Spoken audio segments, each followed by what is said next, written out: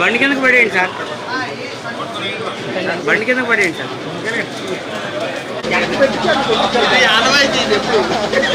Okay sir, okay okay.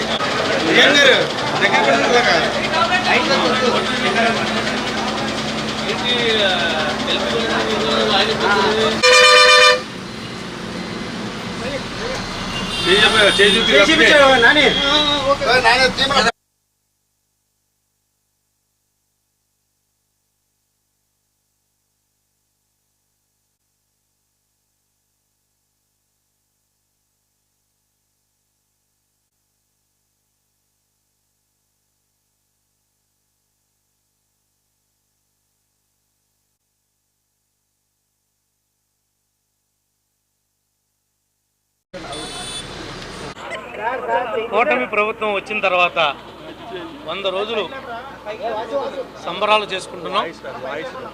ఇది మన ప్రభుత్వం, మంచి ప్రభుత్వం అనేటువంటి నినాదంతో ప్రజల్లోకి వెళ్తా ఉన్నాం.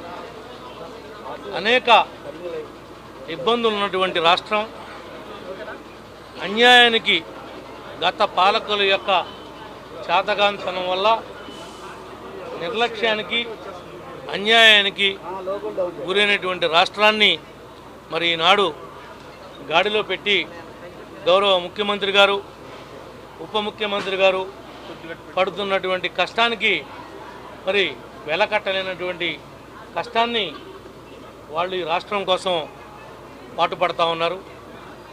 ఇంకా వాళ్ళకి భగవంతుడు ఇంకా శక్తినిచ్చి ఈ రాష్ట్రం గాడిని పెట్టే వరకు కూడా మరి అలుపెరగని పోరాటం చేయాలని చెప్పి మనస్ఫూర్తిగా మేమందరం కూడా కోరుకుంటా ఉన్నాం. ఈనాడు ఈ జిల్లాలో కానీ ఈ రాష్ట్రంలో కానీ ఏవైతే పాత బస్సులు ఉన్నాయో వాటి స్థానంలో సుమారుగా 1400 కొత్త బస్సులను కొనడానికి ఈ ప్రభుత్వం నిర్ణయం తీసుకుంది. దశల వారీగా ఇప్పటికే కొన్ని బస్సులు రావటం జరిగింది.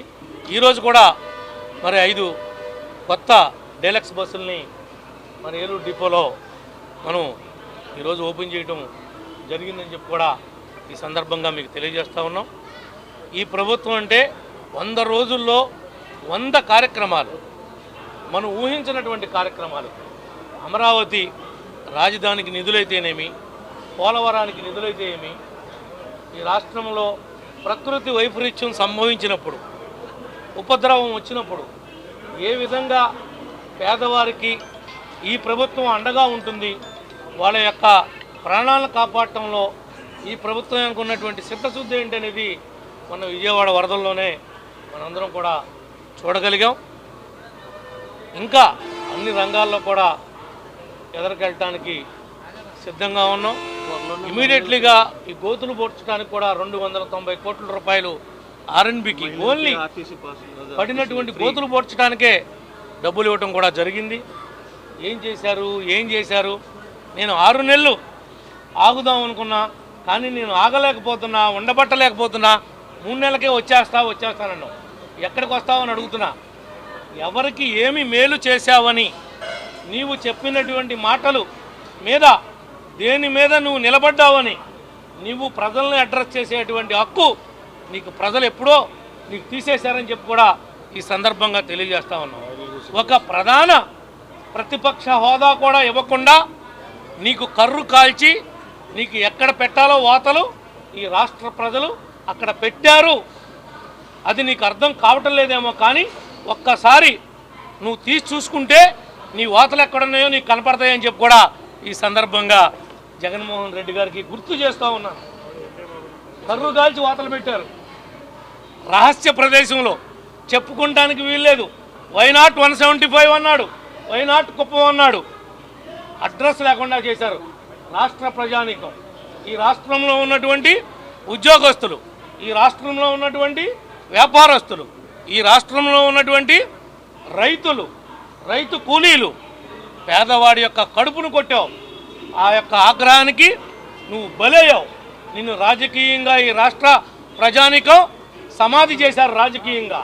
అది గుర్తుపెట్టుకోండి వైఎస్ఆర్ పార్టీ నాయకులారా, కార్యకర్తలారా.